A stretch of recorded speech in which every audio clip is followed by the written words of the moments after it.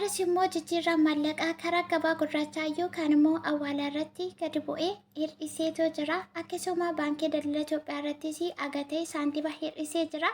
Awwaash baankii irratti immoo dabalee jira. Kallattii sadaniin iyyuu Ameerikaa doolaarii, Yuuroo, Paawundi Staarlingii, Dubaay dirham, Kuweet diinaar, Oman riyaal, Chaayinaa yeewwan, Yaman riyaal, Katar riyaal, Kanaadaa doolaarii, Beerut doolaarii, Norwee kiroonii, Suuzin firankii, Egyptian paawundii, Joordaan diinaaraa fi doolaara, Indiyaan ruupii, Awustiraaliyaa doolaar, Baharen diinaar, Saawud Arabiyaa riyaal, Turkii riilee, Suudiin kiroonii fi kanneen kana fakkaataniigaa gabaa gurraacha irratti agam hir'isee meeqarra jira? Baankii daldala Itoophiyaa irratti meeqa hir'isee? Awwaash baankii irratti immoo akkamiin caalee meeqa dabalee kan jedhu kallattii sadaniin isinii qabadhee dhufeetii jira. Bakka jirtanitti nagaan isiniif haa ta'u akkam jirtu nagaa keessanii. Yeroo jalqabaatiif warri gara mana kanaatti dhuftanii sabiskiraayib gochuun maatii keenyatti dabalama. Viidiyoo laayik sheer gochuun irraanfatina. Akkasumas immoo komii isin kaastan tokkumaa inni ani si dhaggeeffachuutii dhiiseera jira. Viidiyoo yeroo hojjettu gaaffii namaa hin deebistu. Warri jettan jirtu gaaffii keessan ani otoo hin deebisiin irra darbe hin jiru. Guyyaarraa gara guyyaatti akkam viidiyoo isinii fidaa jiru isinumaan iyyuu ni beektu. Rakkoon isin bira malee na bira miti. Isinis immoo viidiyoo aga xumuraatti hin dhaggeeffattan. Viidiyoo yoo baay'ate daqiiqaa 10 hin caalu jechuudha. Daqiiqaa 8-9 haga 10 ishee kana jalqabaa aga xumuraatti dhaggeeffattanii gaaffii keessaniif deebii argachuu kan isin fayyadu itti fayyadamtanii kan isin hin fayyadne irraa of eeggachuun akkasumallee hiriyoota keessaniidhaa fi sheerii gochuun homaa tokko wanti isinitti ulfaatu hin jiru. Gatii ittiin baastanii nama gargaaruuf immoo nama ta'uun gahaadha. Waan marka keessan kanarra jiru waan laayikii yoo gootan kaaniif illee akka sheer ta'u yeroo baay'ee deddeebi'ee isinitti hime isuma kanaaf iyyuu warri immoo akka biraatti fudhatanii dhiistanii yaatan jirtu waan ta'eef gaaffiin ani isiniin deebisiin hin jiru. Fuuldurattis immoo isiniif han deebisaa bakka hin dogoggoritti yaada keessan koomentii irratti naaf qooduu dandeessu. Amma kallattiimaan gara oolmaa sharafa maallaqaa guyyaarraatti oolii jalqaba karaa gabaa gurraachaa irratti ilaalla. Itti aansuun baankii daldala Itoophiyaa irratti sadaffaa irratti immoo awwaash baankii irratti waliin ilaallaa jechuudha. Lakkoofsa bilbilaa koo warri barbaadanii warra Dubaayiif Saawudii jirtan WhatsAppii qofaa irratti kan dubbistanii lakkoofsa daldalaa karaa gabaa gurraachaa qarshii erguu danda'u fudhachuudhaaf barbaadanii Pilaas 971-569-25-36 na dubbisuu dandeessu. Kan kanarraa fi immoo karaa feesbuukiitiin illee na dubbisuutii dandeessu. Maqaa feesbuukii koo as gubbaarratti meeshaan isinii godha waan ta'eef asirraa fudhatanii na dubbisuu dandeessu. Wanti isinitti dhibaa'ee koomentii keessan otoo hin dubbisiin gaaffii keessan isiniin deebisiin darbee hin jiru. Yoo hin dogoggore immoo nama waan ta'eef namni hin dogoggorre hin jiru. Isa kanaaf nuuf kolcha. Amma viidiyoo isinitti baay'isuuf guyyaa har'aa Ameerikaa doolaarii tokko karaa gabaa gurraachaatiin 159.56 oliitu jira. Kana jechuun garaagarummaan har'aa fi kaleessa jidduu jiru. Kaleessa Oktoobarii 14 Ameerikaa doolaarii tokko karaa gabaa gurraachaa 173.61 olii. Har'a immoo gadi bu'ee yookaan hir'isee 159.56 oliitu jira jechuudha. Akkasuma karaa baankii daldala Itoophiyaas immoo Ameerikaa doolaarii tokko guyyaarraa 141.59 yuuroonii karaa gabaa gurraachaa 185.83 karaa baankiis immoo 164.35 olii jira. Egaa akkuma jalqaba irratti isiniin jedhee gabaa gurraachaa irratti fi akkasuma baankii daldala Itoophiyaa irratti keessumaa karaa gabaa gurraachaatiin baay'ee tokko qannasee ture. Kan kaleessaarraa baay'ee hir'isee jira. Baankii daldala Itoophiyaa irratti immoo akkasuma ramitii saantiibuma qannaseetu jira jechuudha. Inni itti aanu paawundi staarlingiin tokko karaa gabaa gurraachaa 213.45 karaa baankii 185.10 Dubaay dirham guyyaa har'aa karaa gabaa gurraachaa irratti baay'ee tokko gadi bu'eetu jira. Egaa gadi bu'uunsaas ol ba'uunsaas nus hin qorrisiisu. Sababni isaa haala jiruuf jireenya biyya keenyaa wajjiniitiin waliin madaalaa hin jiru. Baay'ee qaala'insi itti fufee jira. Warri jettan ni jirtu waan ta'eef kanaaf wanti nama rifachiisu hin jiru. Dubaay dirham guyyaarraa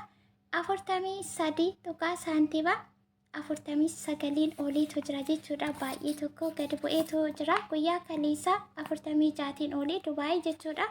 Har'a immoo hir'isee yookaan qannasee 43 tuqaa saantiba 49 olii jira. Karaa baankii daldala Itoophiyaas immoo Dubaayii dirhamni tokko guyyaa irraa 38 tuqaa saantiba 55. Inni itti aanu Kuwait dinaarrii karaa gabaa gurraachaa 520 tuqaa saantiba 54. Karaa baankii daldala Itoophiyaas Kuwait dinaarri tokko guyyaa irraa 453 tuqaa saantiba 16 olii jira. Omaan riyaal karaa gabaa gurraachaa 415 tuqaa saantiba 44. Karaa baankii irratti 383 tuqaa saantiba 94 olii jira. Piliis warri gaaffii qabnaa hin deebisnuu si koomannii sitti mufannee jettan aga xumuraatti viidiyoo kana dhaggeeffadhaati.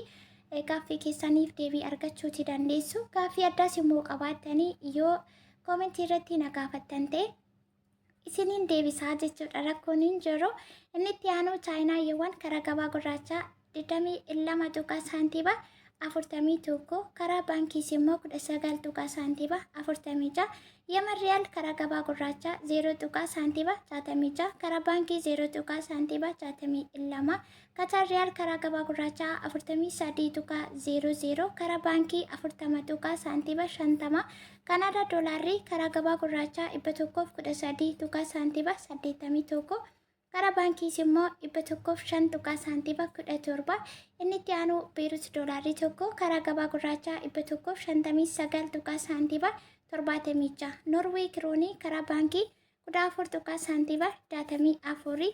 Suuziin firankii karaa gabaa gurraachaa 182 tuqaa saantiba 65. Karaa baankiis immoo 173 tuqaa saantiba 54tiin oliitu jira. Inni itti aanu Ijiptiyaan paawundii karaa gabaa gurraachaa 3 tuqaa 0 saantiba 7. Karaa baankiis immoo 3 tuqaa saantiba 10tiin olii jira. Joordaan dinaarri tokko.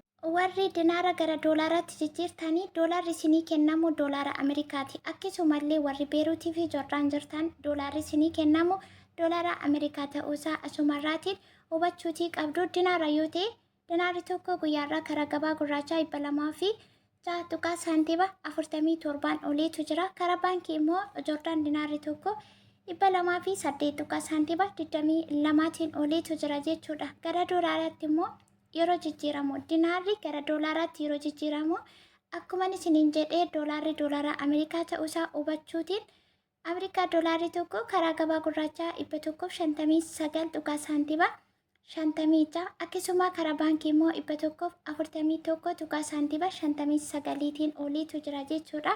Isinis immoo herrega keessa yeroo baastanii doolaarri tokko ishee 159 tuqaa saantiba 56 jechuutiin karaa baankii immoo doolaarri tokko baay'isuu 141 tuqaa saantiba 59 jettanii haga qabdan akkasittiin herrega keessan baafachuutii dandeessu. Inni itti aanu Indiyaan rooppii karaa gabaa gurraachaa 1 tuqaa saantiba 66. Karaa baankii 1 tuqaa saantiba 68.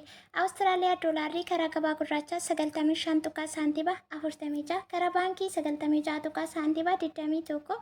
Inni itti aanu baharen dinaariidha. Baharen dinaarrii karaa gabaa gurraachaa 388 tuqaa saantiba 34.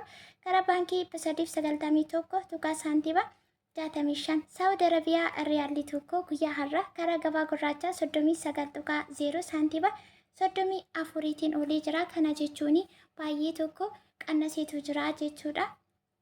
Saawud Arabiyaanis baay'ee akka gadi bu'ee jiru karaa gabaa gurraachaatiin. Karaa baankii immoo 37 tuqaa saantiba 75tiin oliitu jira. Turkii riilii karaa gabaa gurraachaa 3 tuqaa saantiba 49. Karaa baankii 3 tuqaa saantiba 53. Inni itti aanuu fi inni dhumaa Suudiin kiroonii karaa gabaa gurraachaa 15 tuqaa saantiba 44. Karaa baankiis immoo 15 tuqaa saantiba 57tiin olii jira.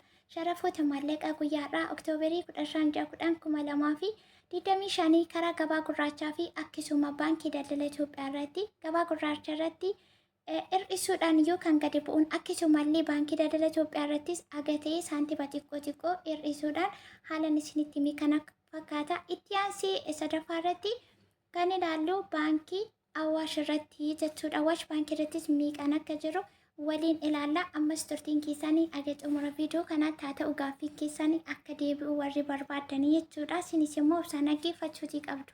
Awaash baankii ibsii Oktoobarii 15 2025 jedhee beeksisanni guyyaa har'aa baasii maxxanse Ameerikaa doolaarri tokko 145.0 saantiba 21 Yuuroon 166 tuqaa saantiba 77 paawundi sterlingii 193 tuqaa saantiba 37 suuziin firaankii 173 tuqaa saantiba 29 Saawud Arabiyaa riyaalli tokko guyyaa har'aa Awaash baankii irratti 42 tuqaa saantiba 40 Dubaay dirham 43 tuqaa saantiba 33 inni itti aanuu fi inni dhumaa Kanaadaa doolaarii tokko 104 tuqaa saantiba 42tiin oolee jira jedha. Awaash baankii irrattis sharafni maallaqa guyyaa har'aa kallattii sadaniinuu Awaash baankii irratti dabalee kaan irraan immoo aga ta'e hir'isuudhaani haala kana fakkaataa jechuudha. Bakki gaaffii isinitti ta'e isiniin gallee yoo jiraate gaafachuu dandeessu. Akkasuma immoo intarnaashinaal baankii hundarratti kanneen akka Daashan baankii, Abiniisiyaa, Siinqee, Oromiyaa kana irratti maaf hin dubbachuu warri jettan jirtu keessaa kan fooyyee qabu filachuudhaa fi baankoliin amma irratti isinitti mukanatu bareedaadha yookaan immoo gaariidha. Otoo argamee gabaa gurraacha carraa gabaa gurraachaa hin arganne taanaan Awaash baankii ta'uu baannaan immoo filannoo uummata guutummaa guutuutti parsentii 75% ol kan fayyadamu uummanni baankii daldala Itoophiyaati waan ta'eef siqiqii tokko malee sodaa tokko malee kan fayyadamuu dandeenyu yookaan nuuf wayyu baankii daldala Itoophiyaati. Ijoon irraa isinii qabadhee dhufee kana fakkaataa gammaatti waan wajjin turtanii fi hedduu galatooma ulfaadhaa biliis laayik sheer gochuu keessan irratti jabaadhaa inni irraanfatina warri maatiin ta'anii maatii ta'a. Viidiyoo biraatiin akan deebi'ee dhufuutti bakka jirtanitti nagaa naa ta'aaf baay'ee.